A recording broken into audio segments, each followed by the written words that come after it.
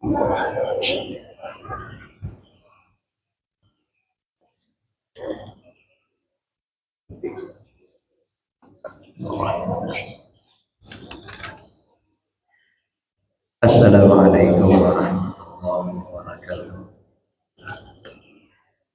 Alhamdulillahilladzi an'amna bi ni'matil iman wal islam. Wassalatu wassalamu ala sayyidina Muhammadin khairil anam wa ala alihi wa sahbihi kiram. Rabbi shrah li sadri wa yassir li amri wahlul 'uqdatam min lisani yafqahu qawli. Al-Fatihah. Imam ya Allah syai'un lillahi lahumul fatihah. A'udzu billahi minasyaitonir rajim. Bismillahirrahmanirrahim. Alhamdulillahirabbil alamin arrahmanir rahim maliki yaumiddin. Iyyaka na'budu wa iyyaka nasta'in. Ihdinas siratal mustaqim. Shiratal ladzina an'amta 'alaihim ghairil maghdubi 'alaihim waladdallin. Bapak-bapak, ibu kaum muslimin dan muslimat yang masyaallah subuh rahimakumullah. Alhamdulillah kembali pada sore hari ini kita sama-sama diberikan Allah kesehatan, kesempatan serta kemauan untuk dapat berhenti di dalam Masjid Raya Al-Huda ini untuk melaksanakan sholat fardu subuh secara berjamaah. Kemudian kita lanjutkan dengan ta'lim insyaallah sampai masuk waktu sholat sunnah isya. Kemudian sholat bertasana maka kita kirimkan kepada junjungan kita Nabi besar Muhammad sallallahu alaihi wasallam dengan ucapan Allahumma shalli ala sayyidina Muhammad wa ala ali sayyidina Muhammad. Bapak Ibu kaum muslimin dan muslimat rahimakumullah, mari kita sambung pengajian kita sebuah hari ini memasuki tentang sunnah-sunnah di dalam melaksanakan sholat berjamaah. Bismillahirrahmanirrahim. Sunanul jama'ati wahiyya katsirah. Adapun sunnah-sunnah sholat berjamaah yaitu sunnahnya banyak. Minha diantara kesunahan melaksanakan sholat berjamaah yang pertama yaitu al-qiyamu ila sholati ba'da faragil iqamah, yaitu berdiri untuk melaksanakan sholat berjamaah setelah selesai iqamah. Jadi kalau kita dalam keadaan posisi duduk, setelah selesai iqamah kita baca doa, setelah itu baru berdiri untuk melaksanakan sholat berjamaah. Wakila ada ulama mengatakan inda qaulihi qad qamatis shalah. Ada ulama mengatakan yang sunnah berdiri untuk melaksanakan sholat berjamaah itu ketika orang qamat mengucapkan kalimat qad qamatis shalah. Jadi ada dua pendapat. Yang pertama berdirinya setelah selesai iqamah, dan pendapat yang lain berdirinya ketika orang yang qamat mengucapkan kalimat qad qamatis shalah. Yang mengatakan berdiri pada setelah selesai iqamah li'annaha waqtu dukhuli bis sholati, karena setelah iqamah itulah waktu untuk melaksanakan sholat. Wa huwa qabla faraghiha masyghulun bi ijabatil muqim. Dan jamaah sebelum selesai iqamah yaitu menyibukkan diri dengan menjawab iqamah. Barangkali Bapak Ibu kita telah memaklumi, ketika orang azan sunnah kita menjawabnya, dan ketika iqamah pun kita sunnah untuk menjawabnya. Nah, jadi pendapat yang mengatakan setelah selesai iqamah itu berdiri, kenapa? Karena alasannya setelah iqamah itulah waktu untuk melaksanakan sholat, dan pada ketika iqamah jamaah sibuk menjawab jawaban iqamah tersebut. Adapun pendapat yang kedua mengatakan inda qaulihi qad qamatis shalah, ini kalau itu memungkinkan. Nah, jadi yang dua pendapat tadi berdirinya setelah iqamah ataupun pada ketika qamati shalah itu kalau memungkinkan. Yang artinya illa idza khafa fawata takbiratil ihrami ma'al imami fayaqumu qabla dzalika. Kalau tidak memungkinkan yang dua tadi, yang artinya kalau kita menunggu selesai iqamah baru berdiri, kita menuju shaf itu nanti terlambat dari imam daripada takbiratul ihram. Jadi artinya ini menyesuaikan kalau kita duduknya di belakang agak jauh, tidak menunggu selesai langsung saja berdiri merapatkan shaf di depan. Karena kalau kita mengamalkan yang sunnah ini, setelah iqamah baru berdiri, setelah kita sampai ke shaf, imam pun telah takbiratul ihram, telah berdiri. Karena yang sunnah, yang paling afdalnya makmum itu takbiratul ihram setelah imam selesai takbiratul ihram. Artinya tidak terjadi jedah yang lama. Kemudian yang kedua, taswiyatus sufufi wal amru biha. Ketika melaksanakan sholat berjamaah sunnah meratakan shaf. Nah, yang namanya meratakan shaf tentunya Bapak Ibu lihat kanan dan kiri supaya rata. Dan juga dilihat jangan sampai ada yang kosong. Jangan sampai ada yang renggang. Andai kata ada yang kosong segera dimasuki. Wal amru biha, dan sunnah memerintahkan meratakan shaf. Nah, jadi kalau ada kawan di kiri kanan ada rata, padahal sunnah kita mengatakan nyuruh meratakan shaf. Wa minal imami akadu, dan memerintahkan meratakan shaf itu daripada imam itu yang lebih muakkadah. Nah, jadi antara makmum untuk memerintahkan meratakan itu lebih muakkadah, sunnah muakkad, imam yang mengatakan. Makanya sebelum melaksanakan sholat imam istawu suhubakum fa inna tasyatus suhubi min tamamis sholat. Afdalnya, karena banyak kita kada bisa bahasa Arab, afdalnya bagus ditambahi bahasa Indonesia. Ini kadang kita istawu, kadang arti kadang bingkong-bingkong taruh saja.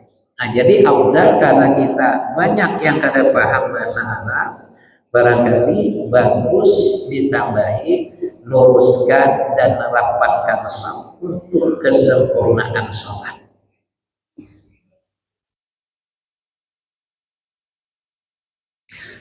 Kemudian yang ketiga, al-mubadaratu ila shafil awwali. Kesunahan ketika melaksanakan sholat berjamaah yang ketiga yaitu bersegera menuju shaf yang awal. Nah, ini tentunya kalau kita datang pertama, usahakan menuju shaf yang pertama itu diambil. Kenapa? Karena setiap shaf dari yang paling awal, shaf pertama, urutan kedua, shaf kedua, dan seterusnya. Ini kita sering melihat hari Jumat, kadang-kadang duluan datang. Yang ditujunya bukan shaf pertama, yang ditujunya tiham lawan kipas angin. Padahal yang afdalnya itu di shaf pertama itu. Jadi andai kata ketika orang iqamah kita lihat saf pertama kosong, langsung saja maju ke depan itu, bersegera menuju daripada saf yang pertama. Bahkan wa in fatatu takbiratul ihram, bahkan walaupun untuk menuju saf pertama itu terlambat daripada takbiratul ihram imam. Nah, posisi seperti ini barangkali ketika kita datang iqamah di masjidnya besar, kalau kita ambil saf yang kedua, sempatlah kita takbiratul ihram setelah imam. Tapi kita lihat ada saf yang kosong sebelah kanan atau sebelah kiri yang di depannya. Kalau kita menuju saf yang kosong tersebut, terlambat kita daripada takbiratul ihram itu. Maka dalam keadaan seperti itu, yang afdalnya, yang sunnahnya tetap menuju saf pertama, walaupun terlambat daripada imam takbiratul ihram. Illa rakaatal akhirah, kecuali yang masbuk itu andai kata menuju saf pertama kecuali pada rakaat terakhir imam.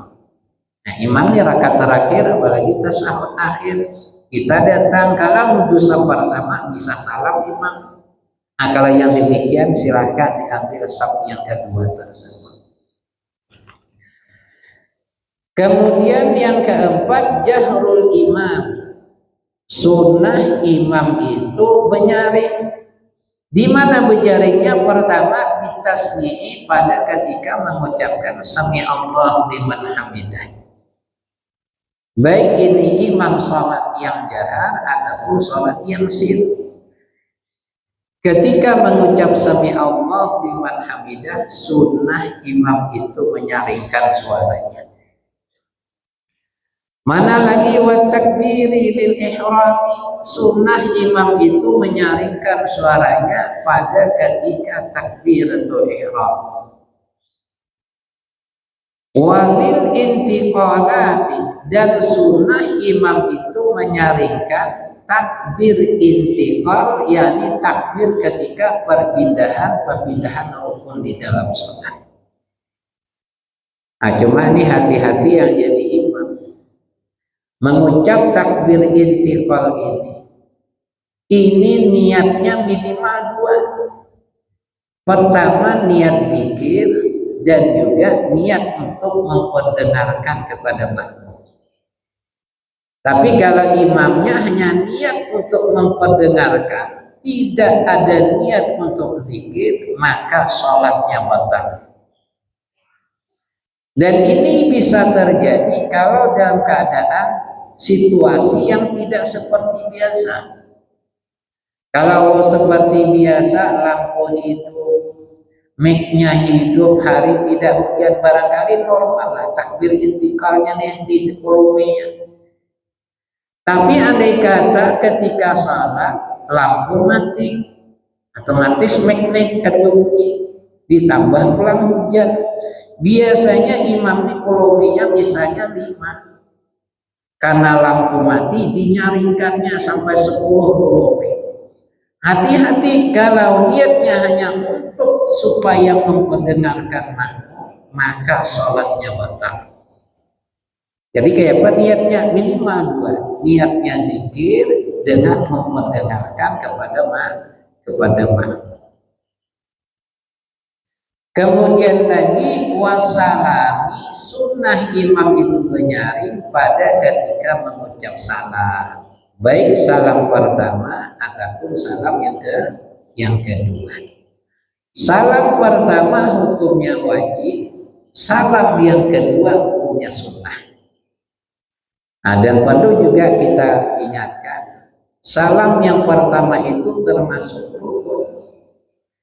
Dan wajib ketika mengucap salam itu dimasukkan alif lam ma'rifahnya. Jadi betul-betul Assalamualaikum warahmatullahi, ada asnya alif lam. Andai kata dia mengucap salam Assalamualaikum warahmatullahi, salam, kada ada asnya, kada sah. Jadi ini salam pertama hukumnya termasuk rukun sholat atau hukumnya wajib. Jadi assalamualaikum dijelaskan. Ini kadang-kadang imamnya tuh baguslah bacaan, pahamlah ilmu tajwid, tapi barangkali kurang diperhatikan. Kalau bahasa pengajiannya kegayuran nih, ucap salam. Assalamualaikum warahmatullahi wabarakatuh. Assalamualaikum. Tidak ada asnya, tidak sah. Dan yang kedua, salam yang kedua ini hukumnya sunnah selama tidak batal. Andai kata dia batal, assalamualaikum warahmatullahi, ini wajib. Setelah itu mohon maaf, misalnya ke kantor misalnya, salam yang kedua tidak boleh lagi diucapkan, bahkan hukumnya haram. Kenapa? Karena batal. Salatnya sah sudah, karena yang wajib cuma salam pertama. Nah, salam kedua hukumnya sunnah selama dia tidak batal. Kemudian yang kelima, muwafaqatul masbuqil imama bil azkari ghairil wajibah. Sunnah makmum yang masbuk menyesuaikan bacaan imam pada ketika bacaan-bacaan yang tidak wajib. Kalau bacaan wajib, wajib hukumnya. Nah, contohnya ketika makmum datang terlambat, yang masbuk itu imam membaca ayat, makmum baca Fatihah. Nah, kenapa? Karena Fatihah hukumnya wajib. Mana contoh yang zikir yang bukan wajib, makmum yang masbuk sunnah mengikuti menyesuaikan bacaan imam. Contohnya pada ketika tasawuf akhir. Tasawuf akhir bacaan wajib sampai Allahumma shalli ala Muhammad. Dan sunnah abad wa ala ali Muhammad. Adapun zikir setelahnya, doa setelahnya itu sunnah saja hukumnya. Jadi kalau ada makmum yang masuk, imam membaca tahiyat akhir, ikut baca tahiyat akhir. Sampai Allahumma shalli ala Muhammad, imam belum salam terus ikuti bacaan yang sunnahnya. Habis baca tahiyat akhir sampai innaka hamidum majid, imam belum juga salam, baca doa ditambahkan. Doa diantaranya Allahumma inni a'udzubika min adzabil qabr wa min adzabil nar wa min fitnatil mahya wal mamati wa min fitnatil masiihid dajjal. Ataupun baca doa yang lain. Yang artinya pada ketika imam tahiyat akhir, imam belum salam, jangan berdiam. Ini sampai Allahumma shalli ala sayyidina Muhammad wa sayyidina Muhammad. Berdiam menghadapi imam salam. Tidak. Sunnah baca zikir-zikir yang disunahkan setelah tasawuf akhir, sebagaimana imam membaca zikir setelah tasawuf akhir.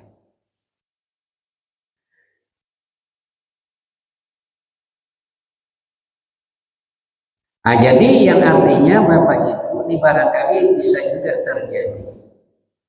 Jadi bagi makmum yang masuk, ketika imam selesai salam 2 kali, makmum tersebut wajib bersegera berdiri menambah rakaat.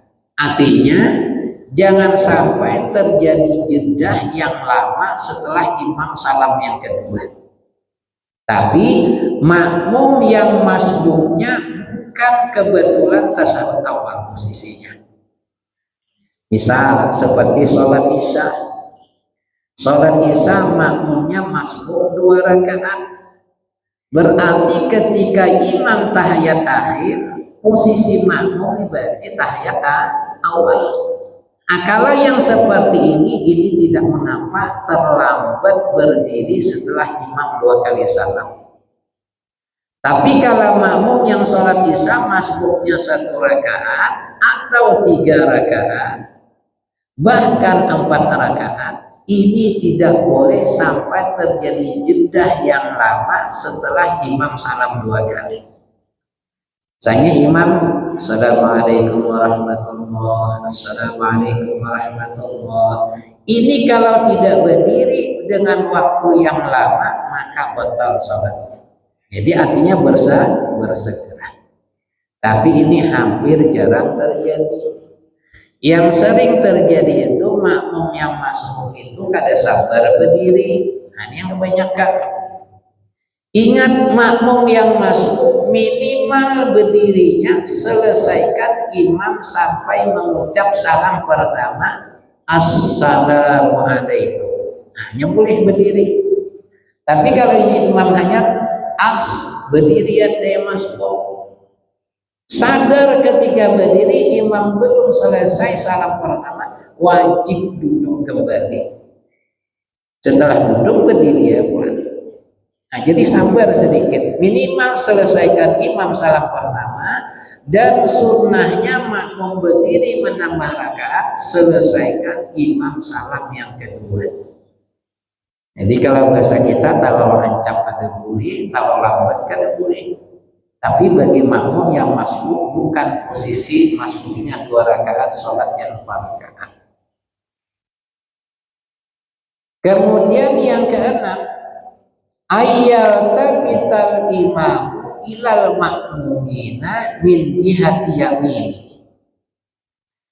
Sunnah imam itu setelah salam memposisikan dirinya berpaling, makmumnya berada sebelah kanan. Ini sunnah.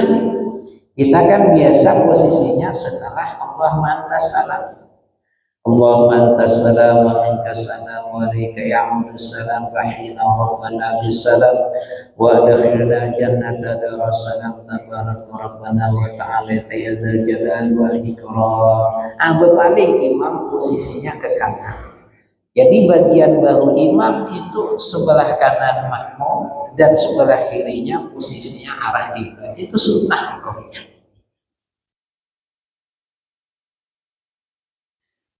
Kemudian lagi makruhatul jamaah. Nah, tadi diantara sunnah-sunnah jamaah, banyak sunnah jamaah tapi disebutkan di dalam kitab ini diantaranya hanya 6. Kemudian makruhatul jamaah kasirah. Makruh ketika melaksanakan sholat berjamaah juga banyak. Minha diantaranya, yang pertama, kaunul imami fasiqan aw mubtadi'an. Ketika sholat berjamaah, orang yang menjadi imam itu orangnya fasik. Nah, pastinya suka berbuat maksiat. Kadang-kadang jadi imam, ini mohon maaf, setelah di luar membuat komen udah selawar handap, itu masuk fasik. Apalagi melakukan perbuatan maksiat yang lain. Jadi kalau sudah jadi imam itu harus dapat menjaga. Artinya menjaga sesuatu yang tidak pasti namanya secara membahkan. Kalau sudah jadi imam itu harus menjaga muruah seorang imam. Saya ingat dulu Bapak Ibu, jangankan imam masjid, kaum aja bahar itu menjaga muruahnya. Kaum bahar itu pakai tahu ulana, pakai kuliah, kada mau kaum itu selawar handap. Itu bahari. Nah, jadi intinya jangan sampai orang yang sudah jadi imam melakukan perbuatan fasik. Mubtadi'an, atau orang yang menjadi imam salat berjamaah itu orangnya berbuat bid'ah. Nah, suka berbuat bid'ah, tentunya bid'ah yang bid'ah sayyi'ah. Bahkan andai kata ada salat berjamaah, jamaah yang banyak dibanding jamaah sedikit, tapi jamaah yang banyak itu imamnya fasik. Imamnya suka berbuat bid'ah. Jamaah yang sedikit imamnya tidak fasik, artinya imamnya adil, maka lebih afdal ikut salat berjamaah jamaah yang sedikit tadi. Kenapa? Karena imamnya termasuk orang yang adil. Kemudian yang kedua, makruh melaksanakan salat berjamaah kaunul imami tamtaman. Keadaan orang yang menjadi imam itu tamtaman ini itu terulang-ulang bacaan taknya, au pak-paan atau terulang-ulang membaca huruf pa. awal-awalan atau terulang-ulang mengucapkan huruf waw. Kalau bahasa kita barangkali ini kayak orang gagap. Siratal ladzina an'amta alaihim. Mungkin terulang. Ya artinya huruf apa saja mungkin terulang, mungkin gagap di orang. Sahnya sembahyangnya, tapi makruh orang yang menjadi imam seperti yang seperti itu. Ataupun au bi ghairiha, ataupun huruf-huruf yang lainnya. Ketiganya baca ulang-ulang. Nah, itu makruh kita ikut kepada imam yang sholat demikian. Kemudian yang keempat, iqamatu jama'atin fi masjidin. Yang ketiga, iqamatu jama'atin fi masjidin lahu imamun ratib. Yaitu mendirikan sholat berjamaah pada suatu masjid. Nah, barangkali ini berdahulu mendirikan sholat berjamaah satu masjid, padahal di masjid itu ada imam rawatibnya. Ini barangkali kita datang nih, orang sudah ada di masjid ini belum lagi mengadakan, belum melaksanakan sholat berjamaah. Kita berdahulu melaksanakan berjamaah membawa ibu beberapa orang.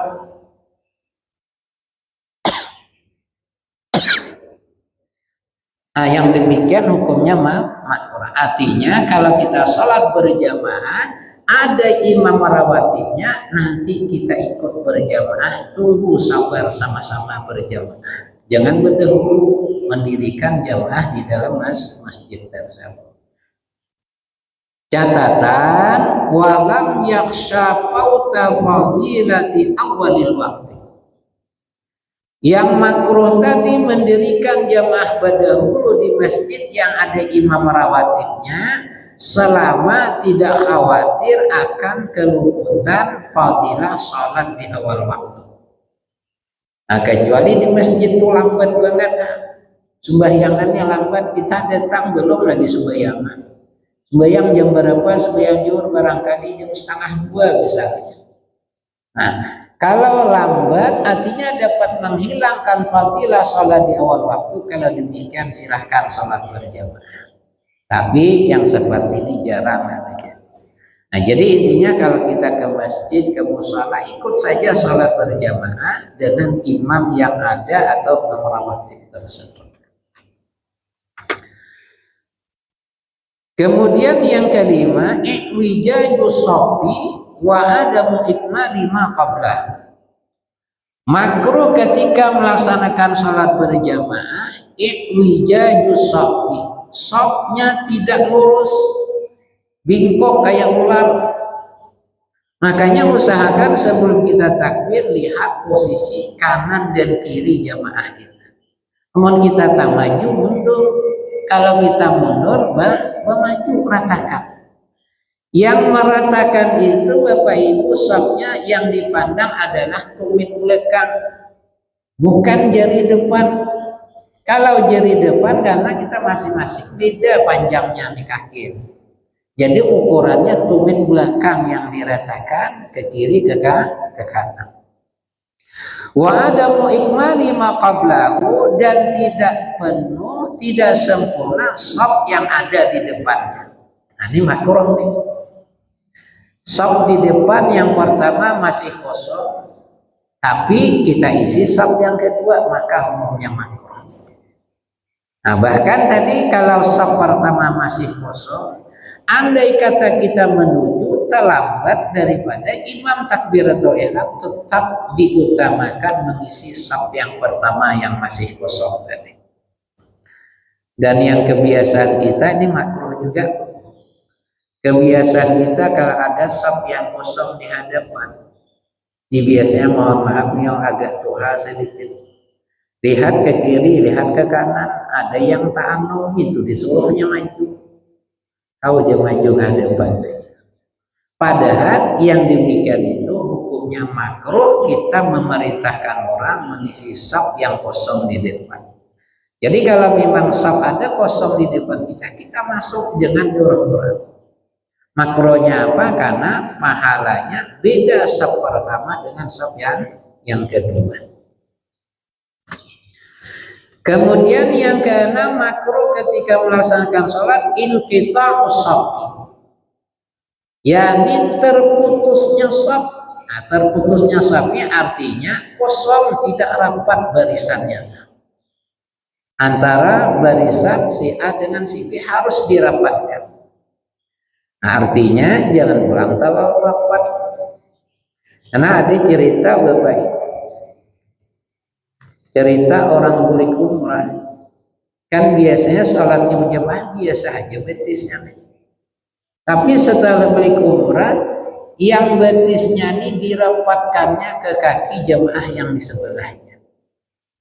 Artinya kan sesuai ilmu fikih yang sunnah itu jarak antara kaki kanan dengan kaki kiri kurang lebih siberan satu kilan. Itu kurang lebih. Ketika sholat, nah, anggaplah dia kurang lebih satu jengkal. Tapi karena di samping ini dirapatkannya kaki, di samping ini barangkali jamaahnya kurang biasa kaki rapat. Jadi karena merasa agak aneh ditarik sidin betis. Makanya yang jamaah yang beli umrah tadi karena orang teman narik, rapatinya mulai. Dirapatinya ini agak lain nih sembahyang nih beli dari umrah. Karena kada biasa tarik sidin pulang di sini takapit di sidin tadi. Di sasahinya pulang betisnya. Jadi ini agak rusak sedikit nih apa nih sholat yang orang tua dia sidin sekali ini hawas belum merapat lagi. Ini habis dulu lembaran sedikit lagi. Karena kerja tarik sidin rapat sudah sidin sasahinya masih. Muyak sidin betis sidin silangkannya ke buah hingkamnya. Otomatis ketika rukuk ini kada kabar rukuk tahalang betis nantoha tadi. Karena tahalang tariknya pulang betisnya. Karena menarik nantoha tu tariknya juga. Jadi selesai sholat berjamaah, yang beli umrah ini betakun agak emosi lah sedikit. Kenapa? Jepian tadi sembahyang mandak betis di bawah hingkam. Jadi dia orang-orang beli umrah tadi kan aja ranggang pak nih yang ditakuni karena meranggang tadi kakinya merapat. Karena rapat jangan Tuhan tuh kulihat di bawah hingkang itu ranggang. Karena kan dalinya boleh ranggang ya iblis masuk.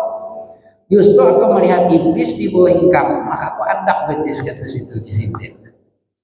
Nah, jadi artinya tidaklah terlalu rapat betul. Kalau memang sudah kita satu jengkal, sampingnya tidak merapat, berarti itu kesalahan orang tersebut.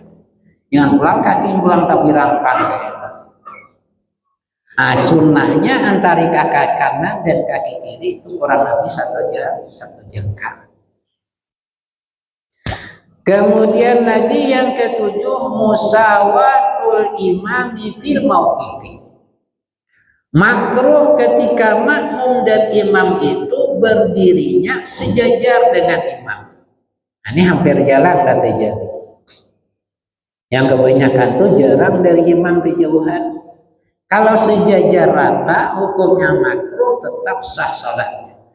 Karena bapak kalau jamaah laki-laki satu orang, jamaahnya satu laki-laki dengan imam, itu ranggangnya itu hanya ini misalnya tumit imam, makmum meletakkan kakinya ujung jari pas di belakang imam, selisihnya gitu jemaah.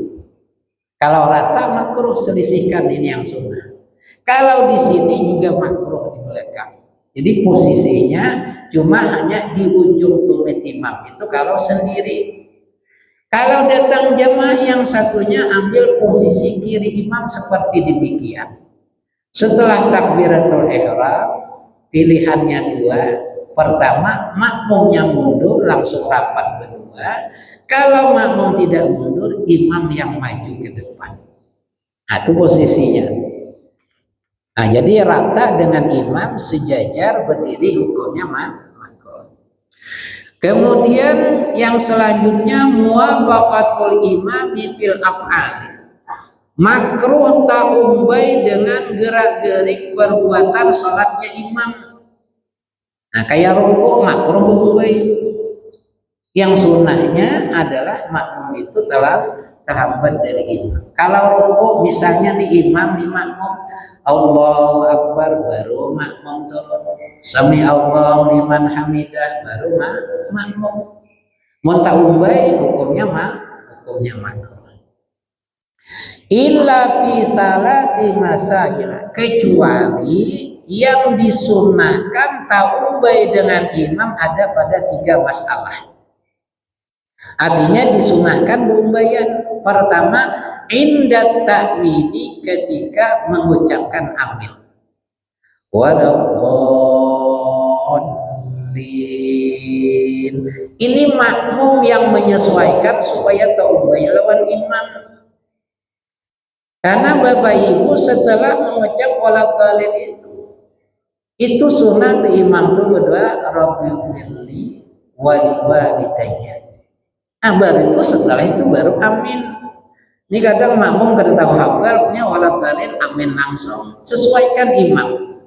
Artinya makmum ini yang supaya tak ubay dengan imam. Itu yang sunnah harus berubah.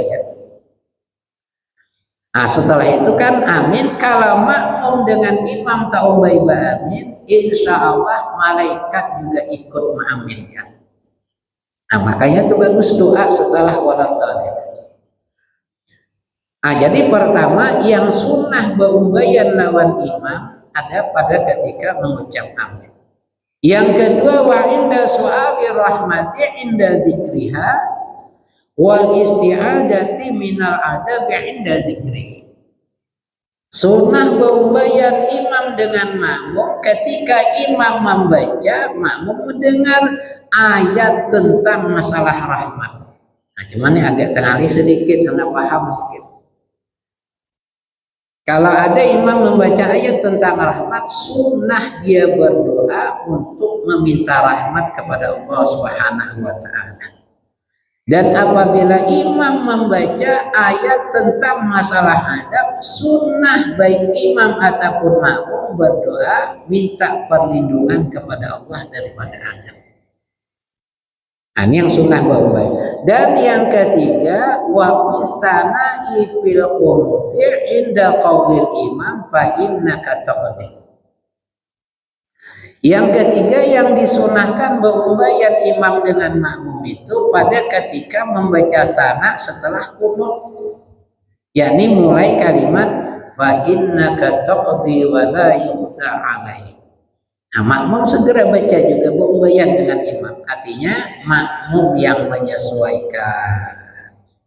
Nah, jadi secara umum makruh makmum itu tak umbay dengan imam kecuali 3 perkara. Artinya yang disunahkan beumbayan ketika mengucapkan amin, ketika berdoa minta rahmat ataupun berlindung dari azab, dan yang ketiga pada ketika sana ataupun pujian pada setelah membaca doa. Kemudian yang ke-9 as-salatu munfaridan anis shafi.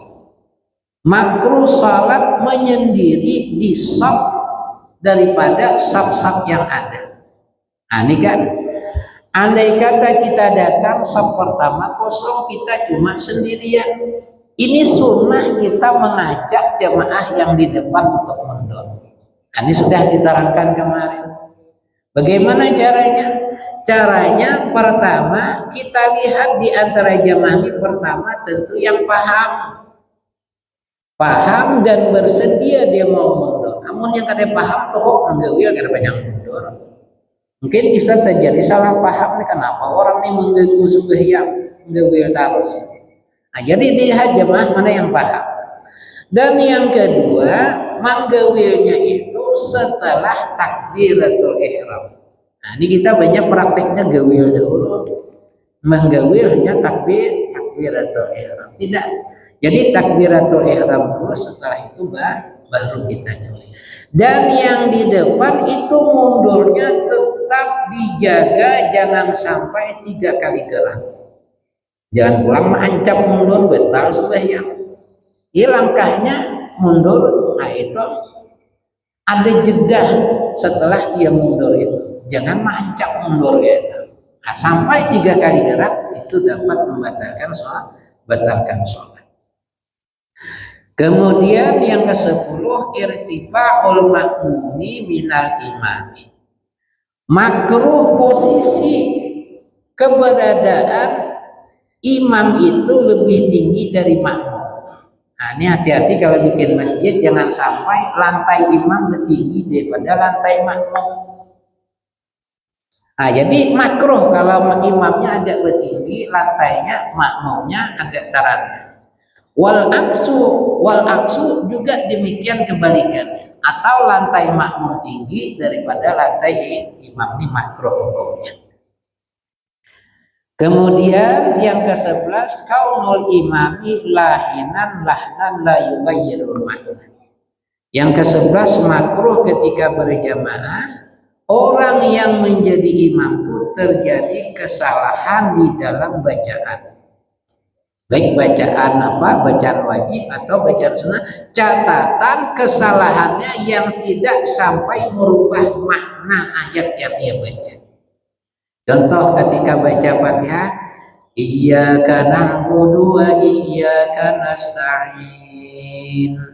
Dibacanya iyyaka na'budu wa iyyaka nasta'in, atau bacanya iyyaka na'budu wa iyyaka nasta'in. Artinya kesalahan yang tidak sampai merubah makna bacaan, hukumnya makruh, sholatnya tetap sah. Kemudian at-tablighu li ghairi hajatin, yang makruh selanjutnya adalah pakai mubaligh penyambung suara imam yang tidak diperlukan. Karena Bapak Ibu, yang diperlukan pakai suara imam itu kalau suara imam tidak sampai kepada seluruh jemaah. Jadi artinya kalau masjidnya kecil, suara imam masih sampai seluruh jemaah, itu tidak dihajatkan pakai penyambung suara imam.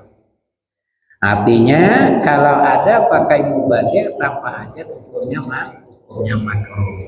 Nah, Bapak Ibu kaum muslimin dan muslimat rahimakumullah, barangkali cukup sampai sini pengajian kita. Mudah-mudahan apa yang kita sampaikan ini bermanfaat dan diberikan kemudahan untuk di dalam memahaminya dan tentunya juga di dalam mengamalkannya. Amin amin ya rabbal alamin. Bismillahirrahmanirrahim. Alhamdulillahirabbil alamin. Allahumma shalli ala sayyidina Muhammad wa ala ali sayyidina Muhammad. Allahumma iftah lana futuhan arifin. Allahumma faqihna fi taj'alna mimman ya'budu dunya bid-din. Wa sallallahu ala sayyidina Muhammad wa ala alihi wasallam. Alhamdulillahi rabbil alamin. Taqabbalallahu minna.